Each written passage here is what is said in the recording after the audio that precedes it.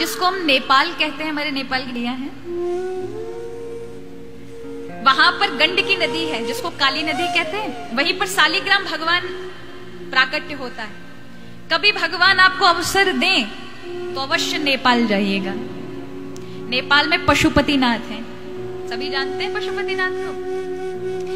पशुपतिनाथ जो है काठमांडू के अंदर, ये पशुपतिनाथ केदारनाथ भगवान का मुख है। मुख, आप जाते हैं उत्तराखंड केदारनाथ पर, तो केदारनाथ का आधा ही दर्शन प्राप्त होता है अगर पशुपति का दर्शन नहीं। यूं देखें तो 12 ज्योतिर्लिंग में पशुपति नहीं आता है, क्योंकि केदारनाथ का आधा शरीर उत्तराखंड में है और मुख जो है वो नेपाल। पहले उसका नाम था नयापाल, जिसको अब हम नेपाल कहते हैं। तो वहां पशुपति भगवान का यानी भगवान शिव का सिर गिरा, तो वो सिर जो है आप देखते हैं वहां पर भगवान के स्वरूप का मुख का ही दर्शन वहां आपको मिलता है। पांडवों की ऐसी कथा है कि पांडव एक बार भगवान शिव का दर्शन करने के लिए, उन्हें ढूंढने के लिए गए, तो भगवान शिव भैंसे का रूप बना करके वहां पर विचरने लगे उत्तराखंड में। तब पांडवों ने पकड़ा उनको पीछे से, तो उन्होंने सिर झुका लिया। तो वही सिर नेपाल में उपस्थित है पशुपतिनाथ के नाम से, और आधा भाग केदारनाथ के नाम से यहाँ उत्तराखंड में है। तो यहाँ नेपाल में जो गंडकी नदी है, जहां से शालिग्राम शिला बहकर आती है, वहां की शालिग्राम शिला यदि कोई घर में ले आए, और मैंने जैसा कि बताया ये 5 चीजें जिसके घर में हो वो घर वैकुंठ हो जाता है। पता है ना, सबको याद है? शालिग्राम शिला कहाँ की? इसी गंडकी नदी नेपाल की होनी चाहिए। अगर आप जाएं तो हमेशा छोटी शिला लेकर आए, बड़े बड़े नहीं, छोटी लेकर आए, जिसको आप पूजा, ग्रस्तों के लिए बता रही हूँ, मंदिर के लिए बड़ी चाहिए होती है ना।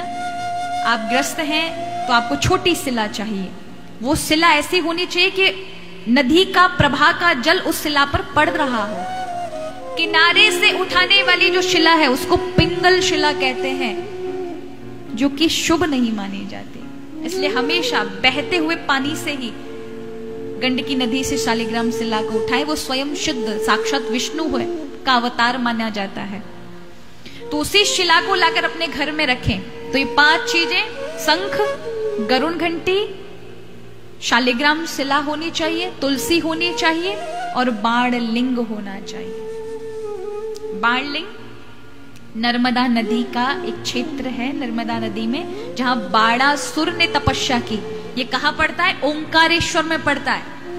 ज्योतिर्लिंग का दर्शन करने का भी सौभाग्य मिले आपको, महाकाल और ओंकारेश्वर का, तो वहां आप जाइएगा। वहां आपको छोटे से बाण लिंग मिलेंगे, भोलेनाथ का स्वरूप है। वहां से नदी से उठाओ, नर्मदा जी से घर ले आओ।